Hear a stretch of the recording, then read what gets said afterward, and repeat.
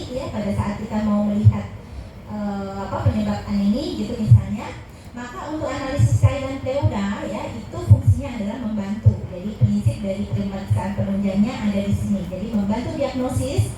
Itu sebabnya nanti analisis adalah terbatas pada setelah dikumpulkan data baik itu kimia, kemudian makros, mikros, bakteriologi ya. Itu adik-adik harus mampu mendefinisikan apakah itu transsudat atau eksudat. Ya, selain itu juga ya harus digabungkan dengan klinisnya, jadi tanda dan gejala. Jadi kalau ada soal, kemudian adik-adik harus menentukan diagnosis dan diagnosis jadinya, maka tidak bisa hanya sekedar dari analisis cairan pleura, tetapi ada beberapa hal yang klinisnya sama-sama sesak kan? Nah, tetapi bagaimana untuk melihat itu? Dengan melihat analisis cairan pleuranya ya. Jadi ini termasuk yang pemeriksaan rutin dijalankan yang di rumah sakit seperti tipe B ke atas ya. Jadi hampir setiap hari selalu ada pasien yang seperti ini ya. Kadang sehari bisa 3, 5 gitu ya, minimal 1. Oke, yang kedua adalah menentukan penyebab. Ya, adik-adik tadi sudah tahu ya bahwa dengan melihat menganalisis cairan pleura ya, dengan melihat komposisinya kita akan tahu sebabnya di mana. Apakah di kelompok 4 itu atau bahkan lebih detail pada saat pemeriksaan mikrobiologis kita tahu penyebab benar-benar dari mikroorganismenya ya. Kemudian lanjutnya adalah menentukan terapi dan monitoring ya, tentu berdasar yang ditemukan pada saat analisis cairan pleura ya.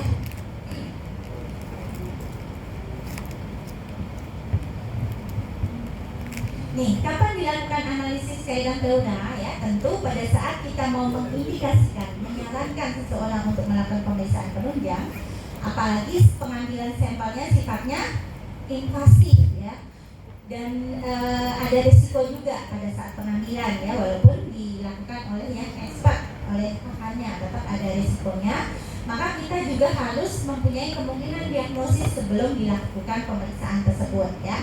Nah, ini pengelompokannya seperti tadi ya. Jadi ada 4 peningkatan tekanan hidrostatik ya, itu contohnya ya. Kemudian penurunan tekanan onkotik, berarti penyakit-penyakit yang memang menyebabkan protein kita low ya. Kalau misalnya paling tinggi sih misalnya malnutrisi berat ya, itu yang alami. Tetapi kejadian-kejadian penyakit lain ya, itu adik-adik sudah tahu. Sindrom nefrotik udah tahu? Udah ya. Di sini yang belum apa? Sirosis hepatis sudah tahu? Ya, karena kenapa sirosis hepatis bisa menurunkan tekanan onkotik? Kenapa? Proteinnya turun. Albumin, kenapa albuminnya turun? Kenapa? Hah? Sintesis utama, sintesis satu-satunya albumin dilakukan di hati ya. Jadi fungsi sintesis hati itu dengan pemeriksaan albumin, bukan protein ya. Oke ya.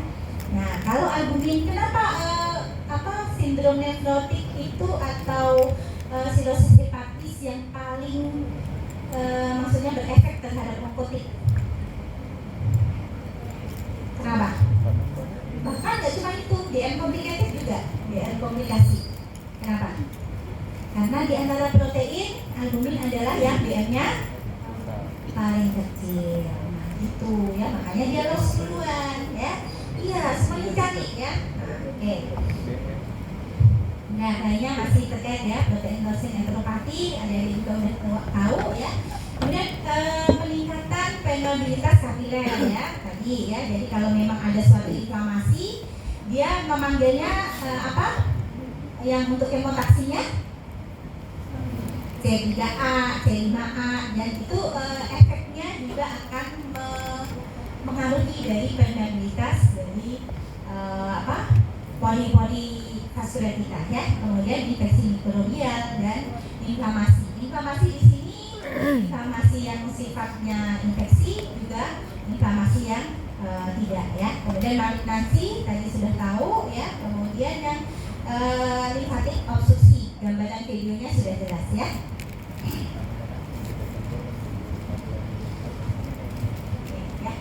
Nah, dari penampakannya ini kita masih ngomongin ambang atas. Jadi kita belum ngomong tentang bagaimana analisis cairan pleura yang dilakukan di laboratorium. Jadi untuk cairan pleura, kalau kita lihat gitu ya, pada saat sudah diaspirasi, maka kita mengenalnya adalah transudat dan insudat dengan ciri seperti itu.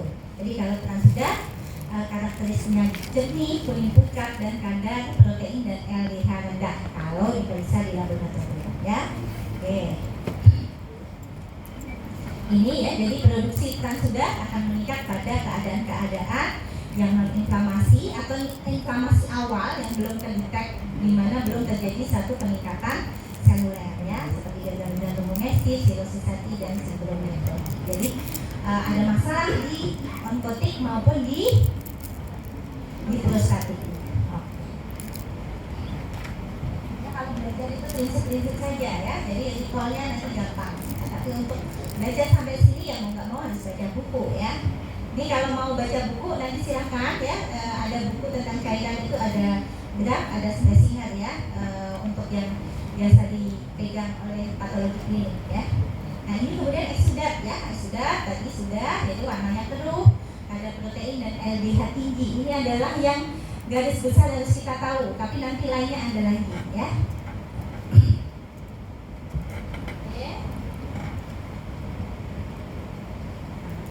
Ini sekilas saja yang mengerjakan bukan patologi klinik, tetapi adik-adik perlu tahu bahwa kenapa kita harus tahu setiap tindakan yang harus dilewati pasien ya. Jadi mulai pra-analitik, analitik maupun pasca analitik ya. Di ini ya, bagian dari pra-analitiknya adalah pengambilan ya, dilakukan oleh dokter spesialis respirasi atau dokter penyakit dalam ya.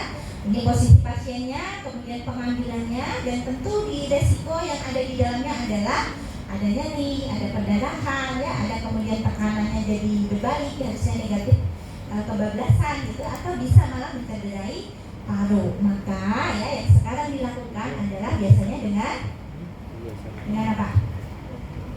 USG terarah. Jadi sambil torakosentesis, sambil USG, sambil torakosentesis. Jadi lebih ya. Oke.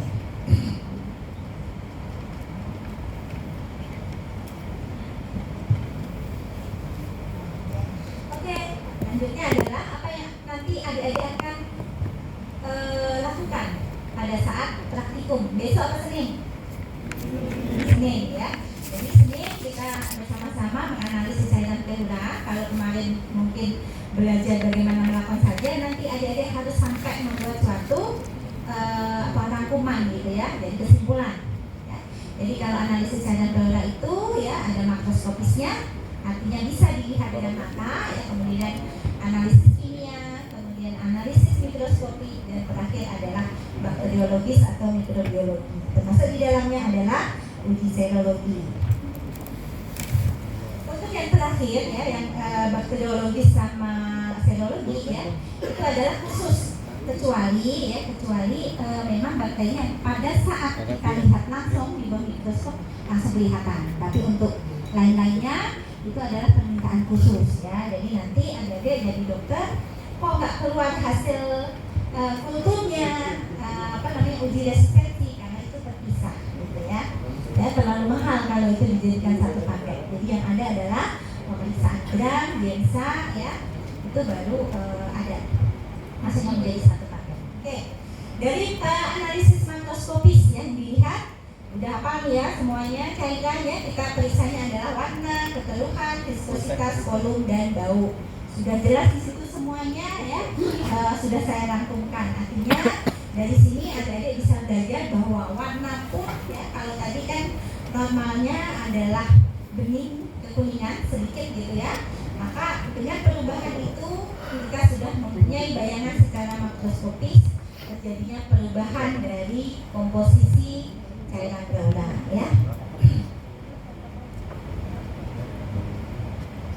Ini kuliah saya itu nggak perlu lama-lama, nanti adik-adik tinggal ini masuk semua, keluarnya ini aja. Tapi yang penting aplikasikan itu dengan klinis yang sudah kalian pelajari ya. Oke. Kemudian analisis makroskopis lainnya yang juga merupakan bagian dari pemeriksaan kimia adalah di Valta ya. Di Valta ini prinsipnya apa?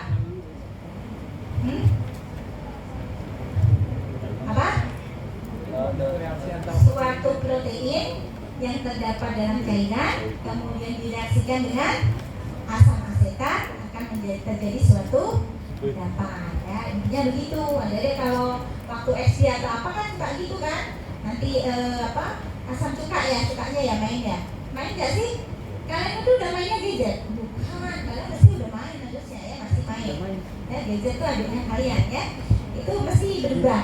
Dan prinsip itu dipakai di banyak tempat kita melakukan pemeriksaan yang sifatnya adalah makroskopis. Kalau di repro apa? Yang memakai prinsip ini juga, protein ditambahkan dengan asam, maka akan terjadi suatu apa pemeriksaannya? Apa ya? Asam. Nah, itu ya. Jadi yang penting itu kalau belajar carilah fisiologinya, carilah prinsipnya, kemudian terapkan di patofisiologi.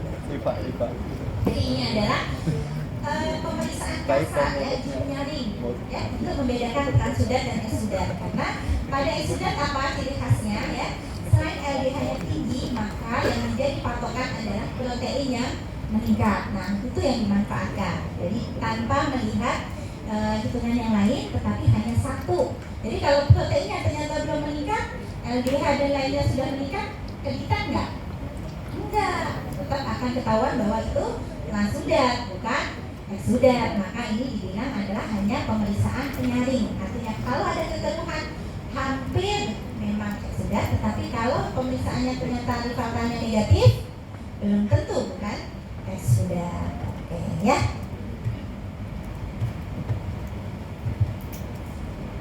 Oke, lanjutnya adalah analisis kimia ya yang dilakukan.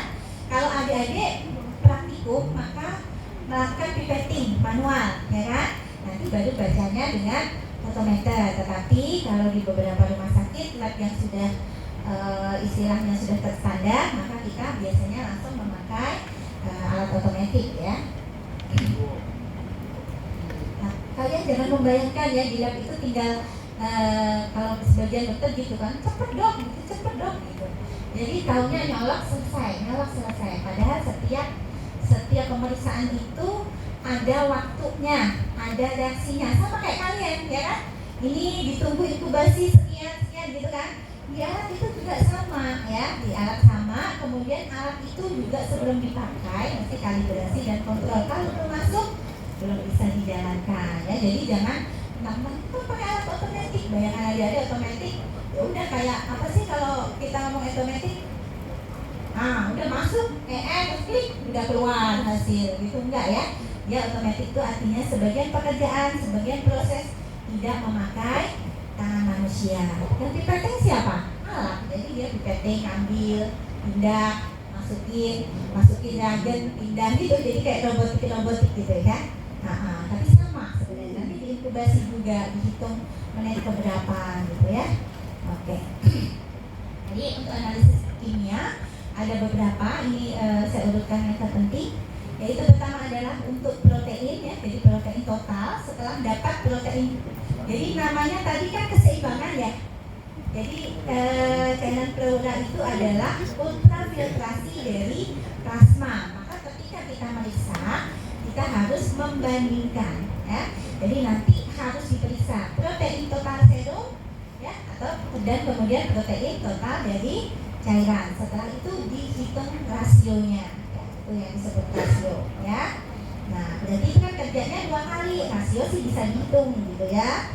Nah jadi lumayan lama ya. LDH juga demikian. LDH itu apa sih? Jadi kalau ini protein total ya, jadinya albumin juga, globulin juga ya, semuanya ya, termasuk vasorektan ya, akut vasorektan ya. Kemudian LDH itu apa? Itu singkatannya apa LDH? Yang memecah gula. Apa? Jadi energi. Yang memecah gula jadi energi. Ya minimal ada yang jawab itu enzim ya, orang ada nya gitu ya. Ya ini enzim ya, betul ya. Kenapa LDH dijadikan suatu parameter yang bisa kita untuk melihat kelainan yang sifatnya misalnya ada kerusakan atau destruktif? Kenapa? Nah itu makanya orang kenapa? Katanya kalau yang orang-orang suka kenapa itu tipe-tipe melankolis ya. Melankolis belajarnya lebih enak karena udah panggilan dari isi otaknya. Kenapa? Ya. LDH, kenapa LDH? LDH itu hampir ada di semua sel, yaitu sel berinti. Ada di eritrosit nggak? Ada. Katanya Ada. sel berinti, ya. Ada. Eritrosit, ya udah banyaknya ada di sana, tapi sisa-sisanya ada, ya. Jadi LDH itu adalah bagian dari proses yang dijalankan sel untuk mekanisme hidupnya, ya. Kalau eritrosit itu sebenarnya dia hanya sudah tinggal membawa persediaannya saja, ya. Ada ini apa nggak sih hematopoiesis misalnya eritrosit dari apa? Hah? Siapa apa? Ipan. Hah? Ipan. Coba kan. Kemarin saya penasaran bikin soal defisiensi vitamin B12 itu, terus sampai berantem kemana? Ya, jadi intinya itu pokoknya semuanya harus pelajari bagaimana mekanismenya, bagaimana patofisiologinya. Susah, tetapi nanti pada saat ada sudah ngumpul sedemikian banyak teori, ya kalau sudah belajar susah payah dengan menyimpan itu, recallnya gampang, ya. Jadi begitu. Di kedokteran itu menghafal untuk logika untuk hafal gitu, ya. Oke, ya. Jadi LDH, ya. Nah, ini apa nih, ya? Jadi berapa rasionya untuk protein? Lebih dari 0,5 jangan 5, ya. Kemudian kalau LDH 0,6. kalau glukosa cairan sama pleura sama nggak? Serum sama pleura hampir sama. Kalau misalnya biasanya yang ditemukan apa? Turun, naik, atau sama? Kalau ada kelainan pada yang sudah naik apa turun? Itu namanya logika. Turun, kenapa turun? Ya sudah, sebagian dihasilkan sebagian disebabkan oleh apa? Infeksi. Kalau infeksi berarti hidup nggak? Hidup. Sebagian bakteri membutuhkan apa? Nah, ya, jadi nanti infeksi glukosanya akan turun, apalagi kalau infeksinya yang sifatnya kronis. Contohnya TB. Pintar, ya, begitu. Oke, pH, ya, pH ini karena spesifik, ya, sebenarnya, ya, nggak terlalu, ya. Kemudian yang spesifik lagi dan itu tidak menjadi bagian pemeriksaan analisis cairan pleura yang komplit adalah kadar, ya. Jadi hanya beberapa lab yang besar saja yang punya. Itu biasanya kalau kita ragu-ragu, ada yang sudah tahu ada untuk pemeriksaan apa?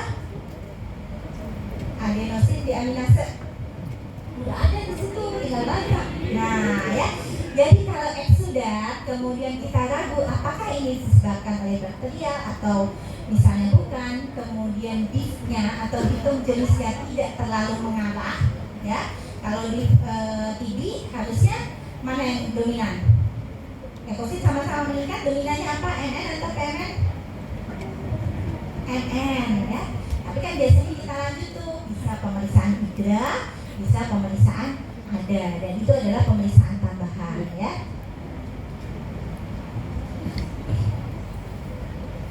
Ini selanjutnya, ya, habis makroskopis, analisis, kemudian kimia, kita masuk ke analisis seluler, ya. Seluler ada sudah melakukan yang disebut seluler ini, ya. Kalau ada hitungnya pakai apa? Improvement power, ya kan. Aduh dok, bosan banget kecil begitu, ya. Nah, ya dulu saya di RSCM, ya, sekian tahun sekolah PPDS, kalau ada cairan saya bacanya pakai improvement power juga. Kenapa? Karena batas dari yang dideteksi oleh sel alat hitung hematologi otomatis, ya, itu adalah 20. Tetapi sekarang ditemukan beberapa alat yang dia sangat sensitif, ya, bisa sampai di bawah 20, ya, itu bisa otomatis. Artinya apa? Yang punya alat-alat itu, ya, adalah rumah sakit besar atau lab yang besar. Jadi adik-adik tetap itu menjadi bagian dari kompetensinya, bisa menghitung leukosit di improvement power, ya. Bayangin saya di rumah sakit yang di Depok, analis saya kalau cross check kan dia pakai alat hematologi yang 3 div bukan 6 div ya, karena alatnya mahal kan.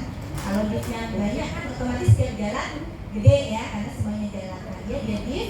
Kalau tidak sesuai maka ya ini konfirmasinya dengan hidrofilm. Bayangin nggak? Konfirmasi dengan hidrofilm. Sedangkan adik-adik kalau baca hidrofilm nggak bilang kemana selnya, ya nggak? Nah itu kalau analis justru dari alat konfirmasinya pakai hidrofilm. Sesuai nggak? Udah saya sudah ini sesuai, fotoin. Ya, kalau trombosit pakai slide diwarnai ya. Kalau leukosit dengan hidrofilm. Oke ya, setelah hitung sel maka kemudian melakukan hitung jenis ya.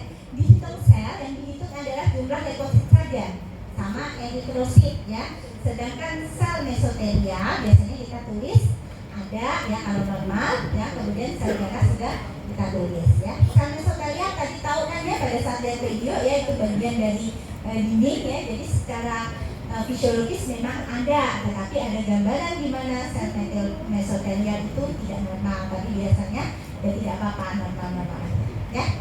Nah untuk hitung selnya ya, yang kita temukan biasanya memang cuma MN dan PMN ya. Jadi metastasis sel gitu pada leukemia atau lain-lainnya jarang.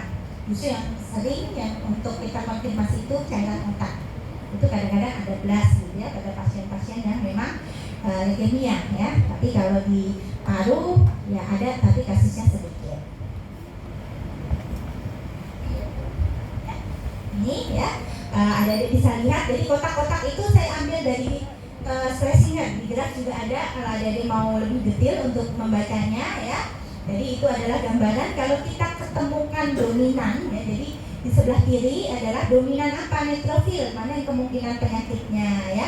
Kemudian kalau dominan limfosit apa ya. Kemudian kalau mesotel apa gitu ya. Itu ada ya. Ada udah pernah lihat plasma sel nggak? Yang inti selnya eksentrik? Belum? Pernah? Oh di PA? Iya di PA juga ada. Ya, ini adalah gambaran normal yang di atas ya. Jadi bisa lihat di situ mana yang lebih banyak.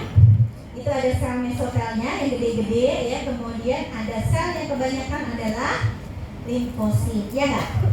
Limfosit ya. Nah itu, ya kan? Yang atas banyak kan intinya mononuklear kan, limfosit ya. Kemudian kalau makrofagnya jarang, tapi banyakan adalah limfosit. Kemudian yang di tengah itu mesotel ya. Kemudian yang di bawah itu adalah gambaran mesotel sel tapi yang reaktif ya. Jadi ada suatu proses bisa keganasan, bisa juga suatu inflamasi ya. Selanjutnya adalah analisis bakteriologis ya. Itu tujuannya untuk deteksi dan identifikasi mikroorganisme penyebab infeksi ya. Biasanya kalau pemeriksaan ini ada yang standar bagian dari pemeriksaan, yaitu gram ya sama gimsa. Tetapi kalau perlu pemeriksaan lanjut, misalnya ada yang menemukan tuh jumlah leukosit tinggi ya, tetapi nggak yakin juga hitung jenisnya MN dominan, tetapi ada yang tetap ragu, tapi kok dari klinis kayaknya infeksi, tetap harus dilakukan kultur dan uji resistensi antimikroba. Jadi ini yang termasuk analisis bakteriologisnya, yaitu pewarnaan gram. Prinsip pewarnaan gram sudah tahu di semester 2 ya. Apa yang diwarnai?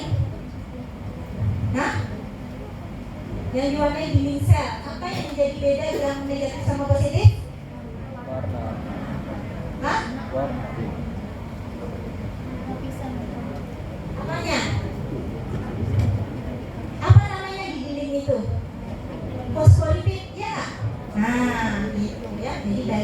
Jadi kalau gram positif, fosfolipidnya seperti apa? Gram negatif, fosfolipidnya seperti apa? Makanya pada gram negatif tidak bisa menahan, ya kan? Nah, jadi pada waktu dilakukan dekolorisasi, ya kan? Dikasih dekolorisasi kan? Telah diwarnai, kemudian dekolorisasi itu dihapus, jadi diwarnai dihapus. Tapi kalau gram positif dihapus pun tidak hilang.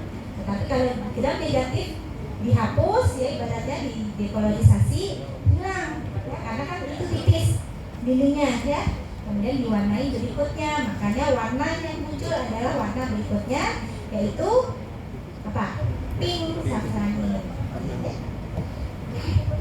Oke, selanjutnya kultur ya, kultur bakteri. Adik-adik sudah tahu ya, bakteri ditanam di suatu media agar. Tentu medianya dari awal yang semuanya bisa tumbuh adalah media agar darah ya. Itu agarnya biasanya dipakai darah domba ya, karena memang sesuai. Tetapi beberapa karena darah domba juga termasuk mahal ya, biasanya bisa kita pakai darah O ya. Jadi analis-analis saya itu masih sumbangsi gitu gantian pakai darah O ya. Sampai kemarin saya terakhir nanya, Kak, yang kultur semakin banyak ini gimana? Dia dok masih kita masih pakai. Akhirnya saya suruh ngajuin, karena saya bilang ya udah kalau kalian udah gantian pakai saya aja, nggak apa-apa, nggak mau juga ajukan aja ya. BPJS gitu ya adik-adik. Nah itulah. Oke. Nah, kultur yang mudah dilakukan itu aerob. Kalau kultur anaerob ya, kalau memang ada indikasi ke sana ya pada saat pemeriksaan klinis ya, namanya pemeriksaan fisik, maka boleh pemeriksaan, tapi khusus dari medium transportnya, dari inkubasi yang negatifnya, itu semuanya berbeda ya. Tentu ini jelas dan detail bisa dipelajari pada saat kuliah mikrobiologi.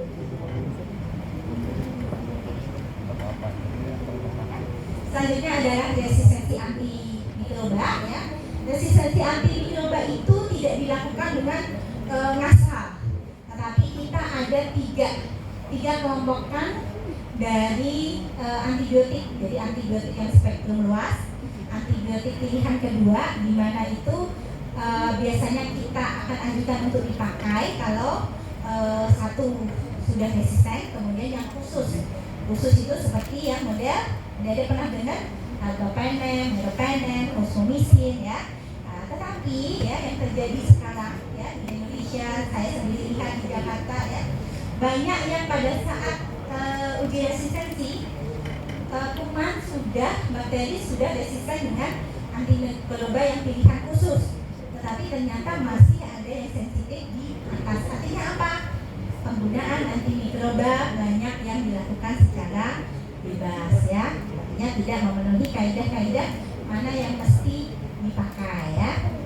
Oke, kemudian ya selanjutnya adalah pewarnaan khusus ya. Pewarnaan khusus itu ini juga khusus ya. Jadi misalnya kita curiga bahwa pasien ini TB, tapi itu juga sulit ya. Jadi TB itu kalau di cairan, karena cairan kita kan kalau udah efusi banyak ya, beda kalau nggak efusi tadi sedikit, ngambilnya juga susah. Kalau udah efusi banyak, sedangkan kuman TB itu adalah bakteri yang batang langsing, ya nggak? Nah itu juga sangat sulit dideteksi. Jadi biasanya nanti kalau memang kecurigaan secara keseluruhan mengarah ke sana, kita akan periksakan tidak atau ada ya. Walaupun ini tetap diperiksa ya, kadang-kadang tetap ketemu. Oke ya, yang terakhir adalah uji serologis. Uji serologis ini umumnya memang untuk kelainan yang sifatnya hematogen, limfogen ya. Jadi yang secara keseluruhan, tetapi boleh diajukan kalau misalnya kita curiga tertentu. Untuk cairan pleura jarang dilakukan uji serologis.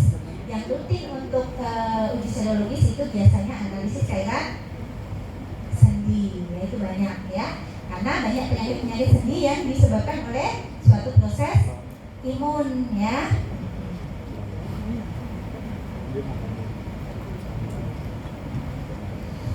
Secara keseluruhan, kalau tadi di awal sudah dibedakan transudat dan eksudat dari penampakan saja ya, maka ketika sudah mendapatkan hasil dari pemeriksaan laboratorium, inilah yang bisa membedakan secara laboratorium apakah itu transudat, apakah eksudat ya. Jadi dari warnanya ya, kemudian dari rasio protein, rasio LDH ya, kemudian hitung leukosit. Sebenarnya ada hitungan ini juga, LDH juga ya. Ini semuanya yang menjadi pertimbangan dari transudat dan eksudat. Khusus untuk yang paling bawah, serum asites albumin bagian adalah kalau kita mencari di cairan asites, ya, jadi itu tidak dipakai untuk cairan pleura, ya, SAAG gitu kita. Kemarin ada ya waktu di GH ya, iya.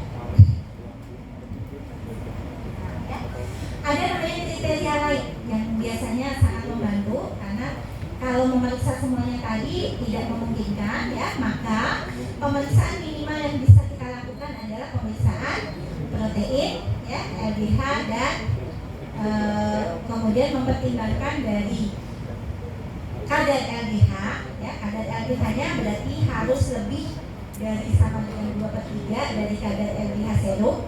Kemudian rasio LDH adalah lebih 0,6, rasio protein lebih dari sama dengan 0,5, ya, itu namanya kriteria lain. Jadi mungkin adik-adik udah sering dengar itu apa namanya kriteria lain, ya. Oke, ini adalah algoritmenya, ya. Jadi algoritmenya kalau kita dapat cairan, ya, kemudian kita sudah diperiksa, ya, kadar LDH dan proteinnya, ya. Kemudian kalau positif, ya, berarti eksudat. Kalau negatif berarti transudat, ya. Kalau eksudat nanti dilihat lagi, ya, bisa dilihat dari BBC atau erikosit dan giftnya, bisa dari ADA, bisa dari glukosa. Jadi ini tidak harus semuanya. Jadi yang biru di bawah eksudat itu tidak semuanya, tetapi boleh salah satunya, ya, kecuali meragukan semua, ya. Baru kemudian kalau ada positif, ya, hampir pasti bahwa itu adalah TB, ya, yakinkan dengan dominansi, ya, untuk jenisnya adalah sel mononuklear, ya. Oke, ini nanti silakan dibaca. Nah, ini, ya, soal. Yuk, silakan kelihatan nggak?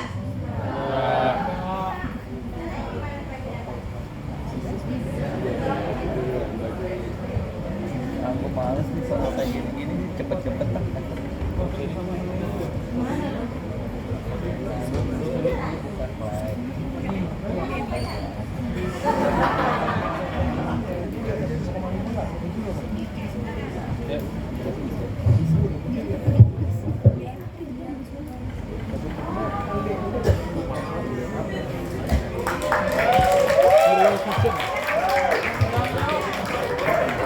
Jaga dunia.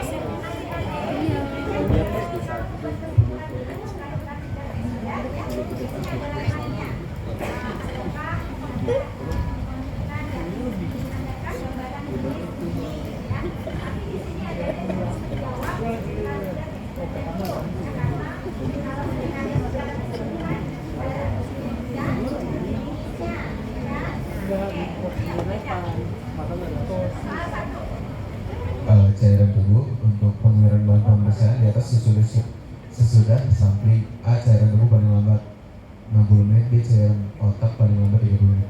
Untuk analisa cairan pleura, untuk bahannya ada cairan pleura, spesimennya cairan pleura. Untuk makroskopiknya, untuk warna ada kuning, untuk kejernihan jernih, untuk bekuan negatif.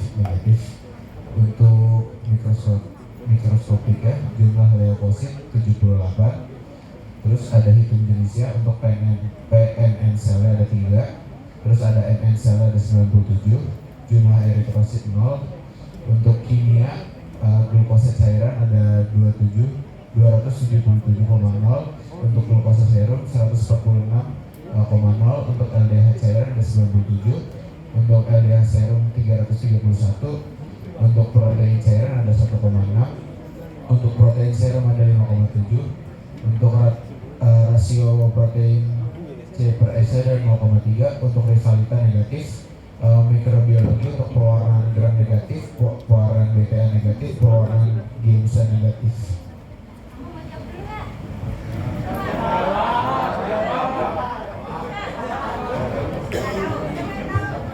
Transudat.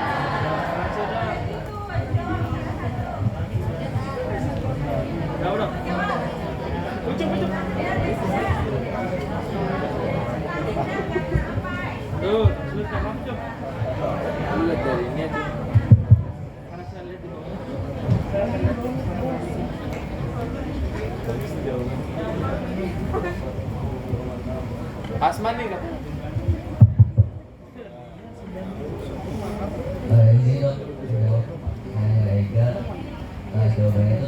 karena dari LDH sama proteinnya itu hasilnya itu kalau protein itu hasilnya di bawah 0,5 dan protein itu di bawah 0,6.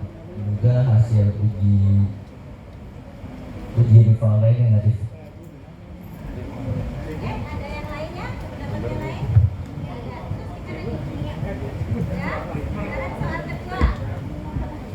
Ini soal kedua, boleh baca? Ini apa?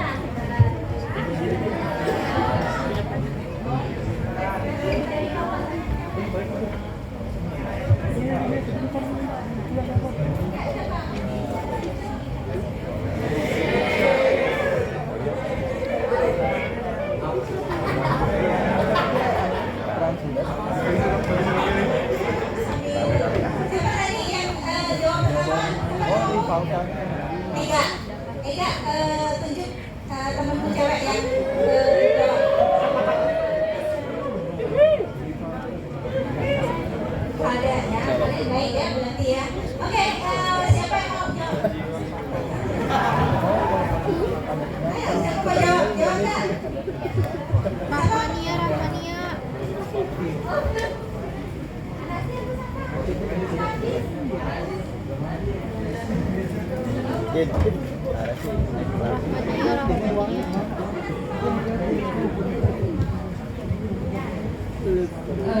Namanya eksudat. Kenapa eksudat? Karena warnanya itu kuning, terus kejadiannya agak keruh, itu berarti mengindikasikan ada infeksi itu karena ada akumulasi itu. Terus uji rivaltanya positif, berarti dia eksudat. Kalau dilihat dari sini eksudatnya cenderung mana?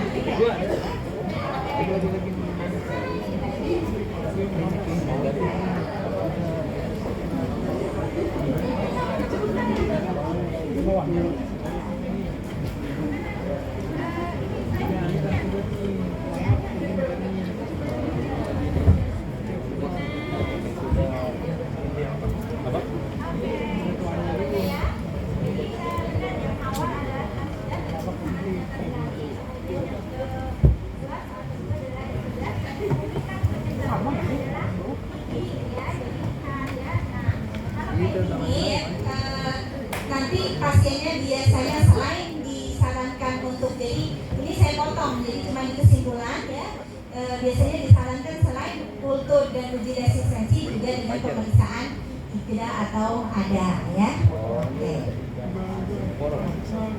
Oke, lanjut. Ya, nih. Ya, siapa? Lanjut.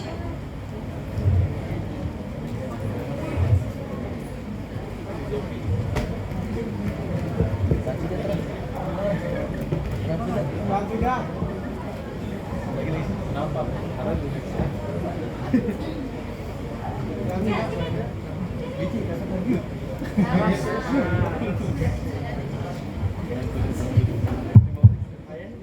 Siap-siap yang soal nomor 4. Tuan Sudat dok. Tuan Sudat. Yang mana? Yang 3 apa yang 4? Yang apa? Yang dijawab nomor 3 atau nomor 4? Nomor 3 itu biru. Iya yang biru. Yang biru itu apa? Yang biru itu Tuan Sudat. Kan sudah. Ya. Ada yang lain? Sudat. Tapi dok yang biru yang Jawabannya itu tadi ya. Kan sudah sampai sudah, alasannya apa? Kemudian kemungkinan disebabkan oleh apa? Kan sudah tahu tadi 4 itu ya. Oke ya. Sudat dok dua-duanya dok. Satu saja. Iya. Tapi lengkap. Oke sudah ya. Kenapa? Itu rival banget positif. Terus? Terus warna kejadiannya itu kuning keruh. Ya terus? Terus udah sih dok. ya udah sih dok. Udah. Kamu jangan Kan maksudnya dia yang lain ini juga. semua pemeriksaan pakai bayangan, jadi jangan nggak dikasih apa ekspertise ya. Tadi semuanya ada ini di kuliah. Proteinnya dok, protein apa namanya? Ah, Serumnya itu di atas 0,6. terus Terus LDH serumnya juga di atas 0,5. oke, jadi sudah ya dengan kemungkinan itu, terus kemungkinannya apa? Dengan melihat seperti ini. Itu juga jumlah leukositnya. Itu jumlah leukositnya 5.344. Terus Jadi ada infeksi juga. infeksi apa, inflamasi dan infeksi? Apa jawab aja. Inflamasi dan infeksi. Oh, Iya. Inflamasi dan infeksi dok. Inflamasi dan infeksi, benar? Yakin? Enggak ini. Hah?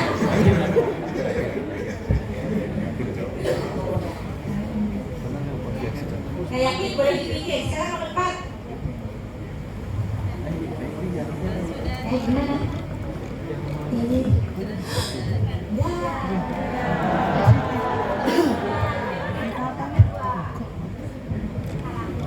Oh ini aja nih warnanya nih. Kuning jangan nih.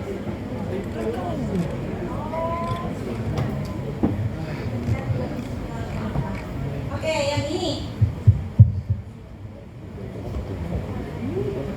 Hah? Eksudatnya karena apa? Itu jumlah depositnya 305. Tapi kenapa memilih eksudat? Ayo.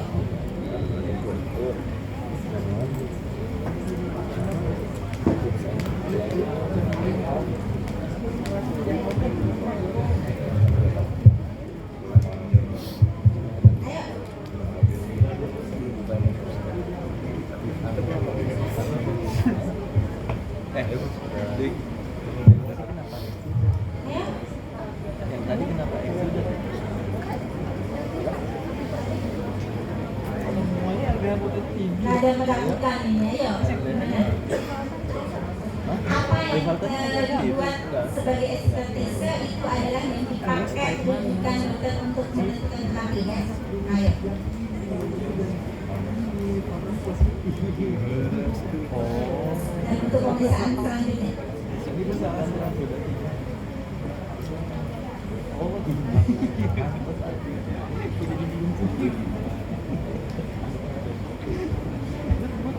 Soalnya nggak pakai foto ke sini. Ini loh. Ini begini. Ini kan dikemudiin. Jawabannya di bawah. Makanya tadi mereka ada sedikit alasan baca simpulan.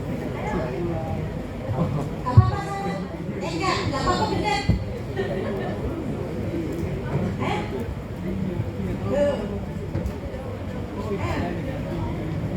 oh pas berarti kita masak. Ayo. Bismillah. Hah? Transsudat. Kenapa transsudat? Transsudat karena rasio protein di bawah 0,5 Ya. terus di situ 0,3 LDH-nya itu kurang dari 200. Kenapa rifangkanya positif? Karena rifangka belum tentu. Kenapa belum tentu? Karena kan protein, siapa tahu proteinnya udah karena siapa tahu udah ada gumpalan tapi Gak bisa ya, pemeriksaan rifangka kan gak ada gumpalan. Itu kan jantan, kemudian kita kasih ya kan, kemudian kita kasih misalkan ya. Nah, kenapa? Ya, jawabannya ya, yuk.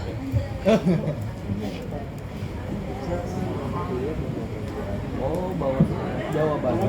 Ya, jadi yang ini menurut Exsudat kemungkinannya oleh infeksi bakterial. Kenapa? Karena pada dikonnya ya PMN-nya dominan dengan IVALTA yang tinggi dan LDH yang tinggi ya. Kemudian yang kanan ya benar transsudat. Jadi kenapa transsudat? Ya positif IVALTA di situ bisa karena memang kekeruhan ya tadi ada di situ ada eritrosit. Eritrosit normal nggak?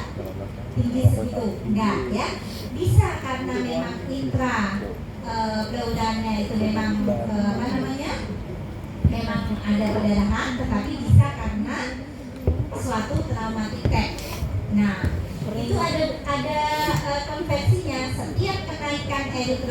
yang ribu, maka juga akan mempengaruhi kadar protein. Gitu. Paham?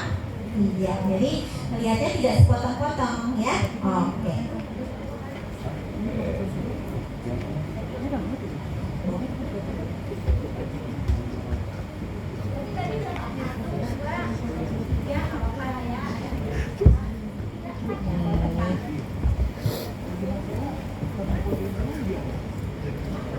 Di bawah dong. Siapa? Siapa lagi?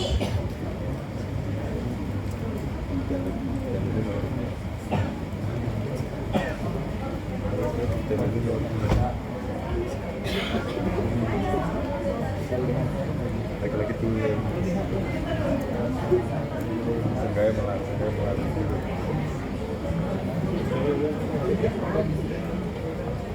Ada lihat ya, jadi walaupun mikrobiologi diperiksa ya, gram BTA diperiksa ya, itu memang sangat sulit untuk mencari sel-selnya karena cairan pleura biasanya yang dikirim ke kita memang kalau ukurannya lebih dari 100 ya, sedemikian. Jadi kayak sesuatu ikan teri di dalam juga sih ya, di dalam laut aja kan. Tapi sulit ya. Oke, ya. Ayo, mau cepat pulang nggak? Nah, iya, cepat dijawab. Ini mau jawab, ayo Miss.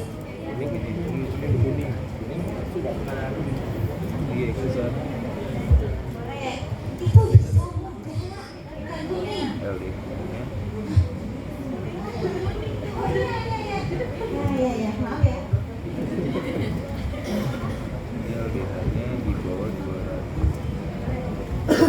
Kalau yang ini warnanya merah, kejernihannya agak keruh, itu bisa jadi karena keganasan atau hematokrit. Terus habis itu untuk protein, rasio proteinnya 0,8, berarti itu eksudat, karena eksudat itu di atas 0,5. Terus habis itu rivaltanya positif, jadi kesimpulannya eksudat. Protein rasio Siapa yang kiri? kalau di bawah 0,5 itu Eksudat kemungkinan apa sebabnya? kalau di atas TB infeksi. Ya, yang kiri. nah ini kan rasio proteinnya 0,8 proteinnya 0,5 sama eksudat karena proteinnya positif terus warnanya positif warnanya Nah, izin menjawab Bu. ya, mana? Saya Ferry. Oh ya. Baik. Jadi transsudat pertama karena dia jernih terus di rasio proteinnya dia 0,5, terus juga di protein cairannya dia di bawah 0,5. Tapi di sini rivaltanya positif, tapi kayak yang tadi rivalta positifnya nggak sesuai. Gitu. Jadi ini transsudat. negatif Transsudat ya. Ya. Sama lihat tanya dong ya pertimbangannya ya, ada glukosa, serum cairan, itu semua periksa pakai duit loh ya. Tapi kalian abaikan saja ya, cobain ya. Gitu ya. Jadi semuanya harus dipakai pertimbangan ya. Kemungkinan suatu infeksi ya berarti disingkirkan dengan adanya keseimbangan atau similar antara kadar glukosa cairan dan serum. Ya, lanjut. Kita lihat.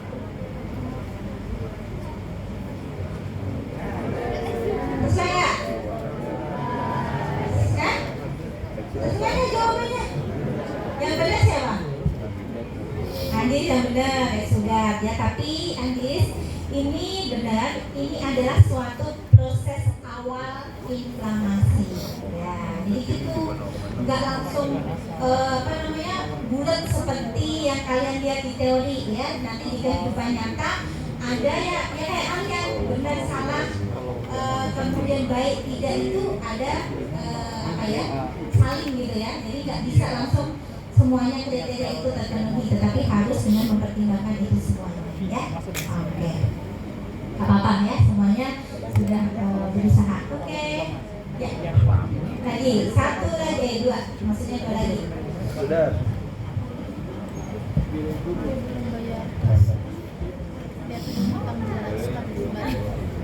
Gak apa-apa kan udah di depan mata. Gue langsung di awal soalnya.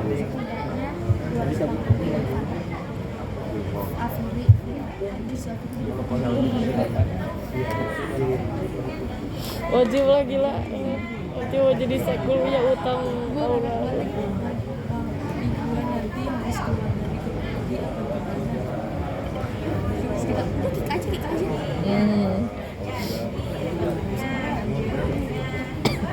Si Pasya juga nggak keluar dari grup.